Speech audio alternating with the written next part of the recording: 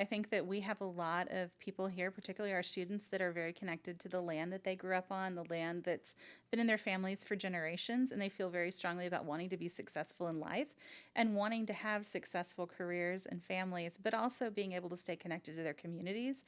And so one of the things that we work really hard on is making sure that our industry partners understand what our students have to offer here and what the advantages are of hiring local. Welcome to United We Podcast, the official podcast of the United Corpus Christi Chamber of Commerce, the only chamber podcast in South Texas. I'm your host, Al Ariola Jr., and we're here to explore the latest business insights, community stories, and opportunities shaping the coastal bend. Whether you're a business owner or just passionate about our region, you're in the right place. Let's dive in. Once again, welcome back, Chamber family and friends, to United We Podcast. Today we are joined by Ann Vlach of E2E, and I'm going to let her say what E2E is. What is E2E? Thank you for having us. Yeah, thank you, Ann. Thank you for being E2E is Education to Employment Partners. We have been partnered with the Chamber since 2003, so we've been around a while. So, I mean, every organization has a mission, and obviously was created for a reason. Can you educate the audience on where it all started, why it all started? Absolutely. So E2E was actually created to create alignment between K through 12 at higher education and industry to make sure that our students that were graduating from our local ISDs were successful in the careers that we had available in the Coastal Bend. Well, that's one of our big community impact goals that the Chamber has annually. We revisit what our strategic goals are for the community, and retention of our talent is a big one. And it continues to remain as such as you brought up industry, and we continue to anticipate that there will be growth in that's going to keep happening with respect to big jobs and that alignment with industry. Can you articulate some successes, some wins that you feel we've been really good at? Absolutely. I think that we've done a really great job in making sure and helping our school districts understand that talking to our industry partners and talking to our higher ed partners and understanding what they really see, not only as the current jobs that are coming, but as the jobs that are coming up in the next few years as they plan, is really important for our students. We have a really unique culture in South Texas, and it's really important to most of our students that they're able to stay in the communities where they grew up, and they're able to stay connected to their families and to this region. You know, South Texas, you mentioned our culture. It is, we are big on family. We are big on being near our parents. We are big on being near our cousins. I mean, it's important to us. It really is. And so to have opportunities, I think sometimes that is the challenge in itself, is to let people know of the opportunities. Absolutely. I think so. I think that we have a lot of people here, particularly our students, that are very connected to the land that they grew up on, the land that's been in their families for generations, and they feel very strongly about wanting to be successful in life and wanting to have successful careers and families, but also being able to stay connected to their communities. And so one of the things that we work really hard on is making sure that our industry partners understand what our students have to offer here and what the advantages are of hiring local. We certainly are hyper focused on Corpus Christi as the metro for the region. So can you maybe speak to the region itself too? There's certainly rural schools, rural challenges. You know, we're everywhere, and we're the big city for them too. Absolutely. Yeah. So I think that it's really important that Corpus Christi is the leader in all of this because our rural communities are so integrated with Corpus Christi and with the Port of Corpus Christi and all of the business and industry that Corpus Christi has to offer. I mean, we're all Texans. We all know it's not a big deal to drive an hour or two to go somewhere, and it's not a big deal to drive an hour or two to work, especially if it allows you to stay in your local community. Yeah. Well, and look, sometimes let's call it what it is. There are challenges sometimes in education itself, and making sure that we do keep our young engaged. And there's a lot of conversations about opportunity, youth, and that demographic.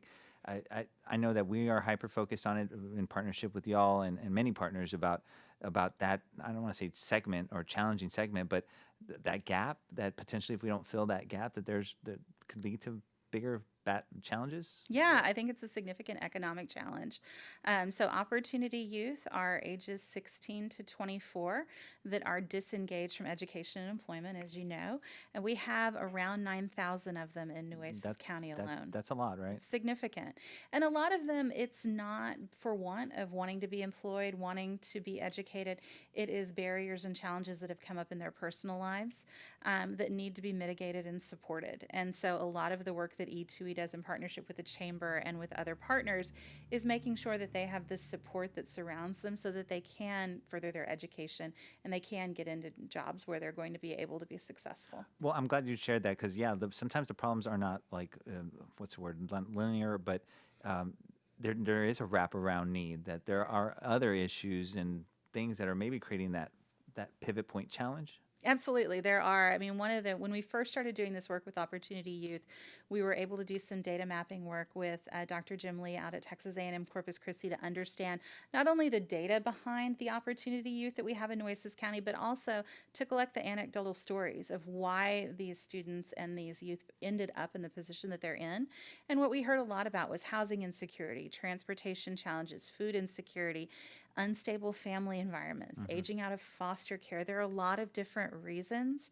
And one of the youth, when we first started this work, said it in the best way possible. She said, "It's really hard for me to concentrate on school when I wake up hungry every day." Yeah.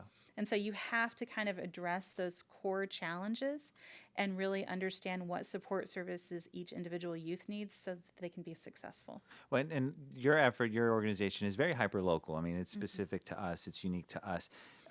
You brought up wraparound services that sometimes there's a dependency on maybe a certain level of government, whether it's state, local, state, or federal. Do you feel we have all the resources, or clearly we're still, I guess, lobbying for more, right? We are. We are always lobbying for more. I mean, one of the things that we've been working on so much is a definition of opportunity youth for the state of Texas and getting that codified so that opportunity youth is an acknowledged class. And so what we want to do and what we're hoping to do over the next couple of legislative sessions is get those age 16 to 24-year-olds codified so that more resources are available for them. And, you know, we're talking about an age bracket that certainly is identified as a generation. That we know specific. What generation is that one right now? So I'm a millennial. What are you? I'm Gen X. Gen X. Yeah. Well, and I think there's even now another one that's been born. This new, if they were born like I think last month, that's a new generation's been Gen born. Alpha. Gen Alpha, Yeah. right. So this one is Gen Z. Z. They certainly talk, communicate, interpret information a whole different way than we do at this generation. Where I know we also try to get our head around, okay, if this is a segment of the community we're trying to target and communicate with and connect with, well, then we probably need to figure out what that looks like to them, right? Yes, absolutely. And that's a really important part of the work that we do. So we actually have a youth leadership council that's centered at our Youth Reengagement Center over on Morgan Avenue. And they meet on a regular basis, and they are the ones that decide, you know, overall, how are the programs working? What can we work on? What can we tweak? What support services are we excelling in? And which ones are we struggling with? What do we need more of?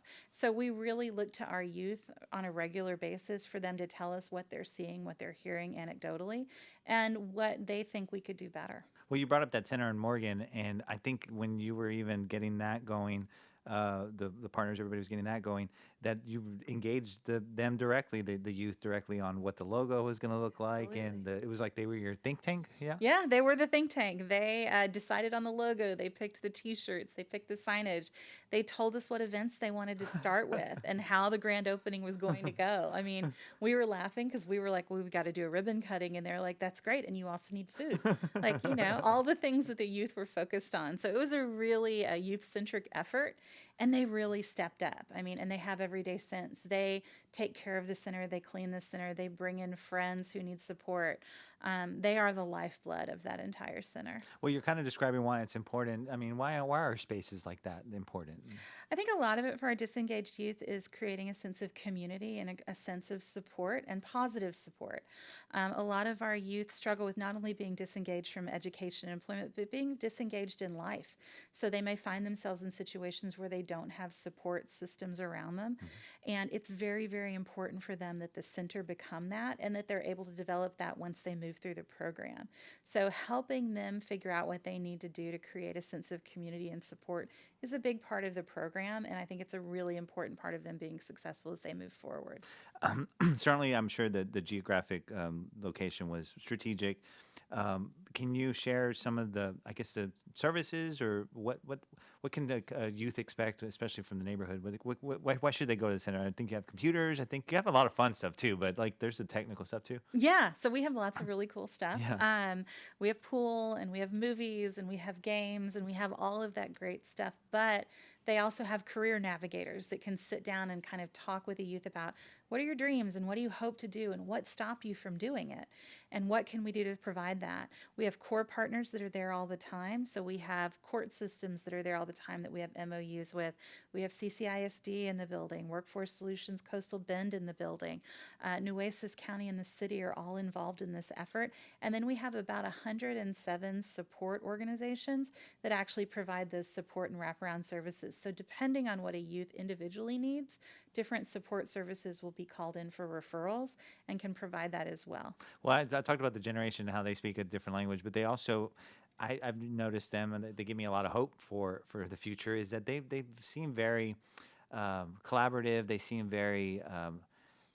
I grew up. You did too, probably the age of bullies, where people were that. They don't seem very bullyish to each other. Am I interpreting that No, correctly? I don't think so. I think they're a great generation. They I are. think I think, like you said, they're very collaborative. I think that they are our first generation that really is capable of telling us exactly what they need.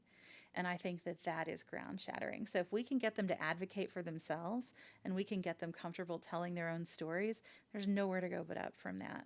Well, and back to Opportunity Youth, age 16 to 24, and back to the challenges that this generation's faced. You're talking about 5 years ago and everything that they've dealt with, and the way the world has changed so much. I can only imagine. So I was in freshman in college when September 11th happened, and clearly the world has changed, and we know that, we can measure it, we can see it, and it's very obvious. I can only imagine if I was a youth and that world shifting experience happened, and then the way that they weren't able to interact, and the way I don't know who I'd be if I dealt with all of that. If that's where I'm trying to go with that. Do you think that that's been maybe a big crux of the challenges that happened, COVID? I think that was a huge thing. I think that for a lot of our youth, what we found during COVID was that the spaces that should have been the safest for them were the most dangerous. And so for a lot of our youth that were at home and were disengaged, they found themselves suddenly losing their safe spaces, and it became really hard to continue with education. It became really hard to get to work. And a lot of them were in very dangerous positions.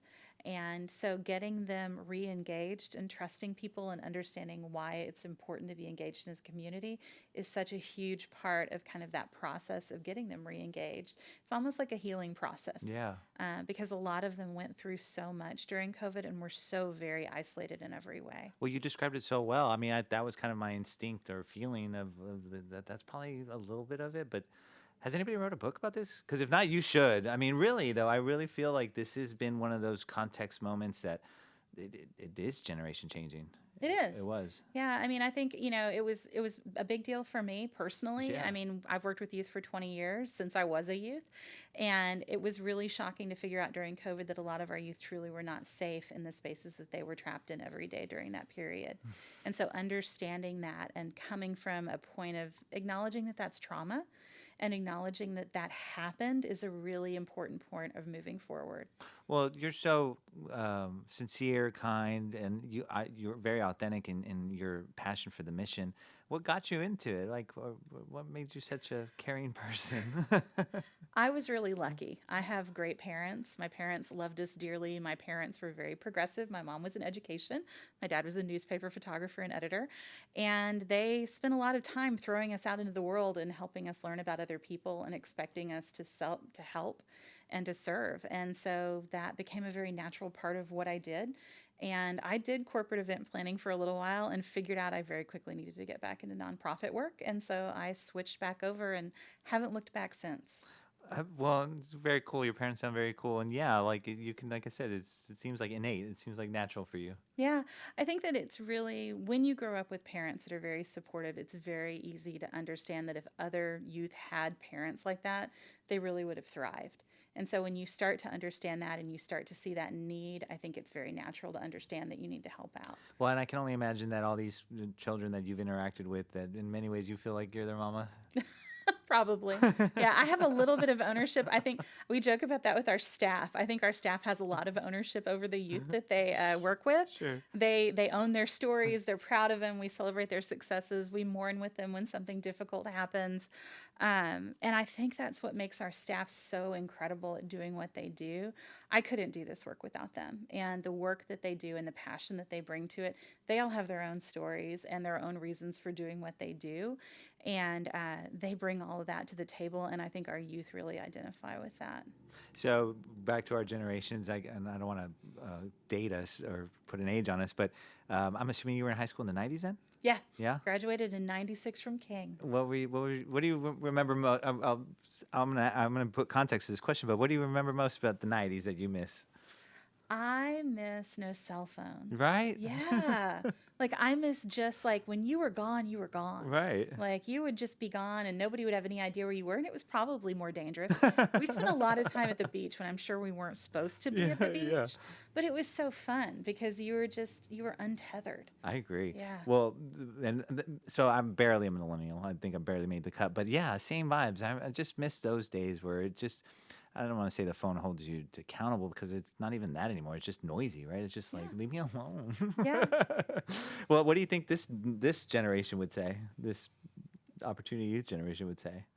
I think that there's With a a- great advantage with being able to be connected. Yeah. And I think that I think we're learning as a society that that's something that is good in some ways. Sure. And in some ways, we really need to take intentional steps to be disconnected sometimes and just be and live in the world. Well, that's where I was going with this too. It seems like this younger generation, as much as they are connected, they almost like seem like they've taken it for granted. Like it is what it is, but versus maybe the middle generations, like, oh, look at how wonderful this is. This is so new. It's like I guess kind of like, oh yeah, shucks, we've been with this all our lives. We've dealt with this all our lives. Well, and I want to thank you, so much thanks for all your partnership, especially in these spaces. It is important to the chamber, community retention, as I noted. You're really engaged in our Lemonade Day efforts too. You always help spread the word about that. So thank you for that. Any parting remarks? I know we're going to have you on again, and I know you also want to continue to figure out ways to spread the word. But Absolutely. any parting remarks you want to share before we? Yeah, I think that the most important thing for all of our partners to understand is that this is work that they can help out with. The youth center is at 3015 Morgan Avenue. They're welcome to come by and see it and experience that center, and to look for ways in their own ways to be involved in helping our youth get re-engaged in education and employment. And thank you. Thank you so much for being here. Thank you for your time today. Also want to thank our audience for joining us. We're going to see you again next time.